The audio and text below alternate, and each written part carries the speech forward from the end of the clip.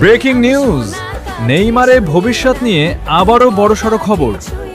সান্তোসের সঙ্গে চুক্তির মেয়াদ শেষ হওয়ার পর 2027 সালের জানুয়ারি থেকেই ইন্টার মিয়ামিতে যোগ দিতে পারেন নেইমার জুনিয়র।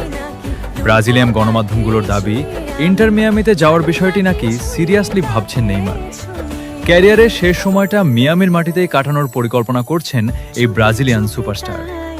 আরও চমকপ্রদ বিষয় হলো, মিয়ামিতে এরই মধ্যে জমি কিনেছেন নেইমার, যেখানে তৈরি হচ্ছে তার বিলাসবহুল প্রাসাদ।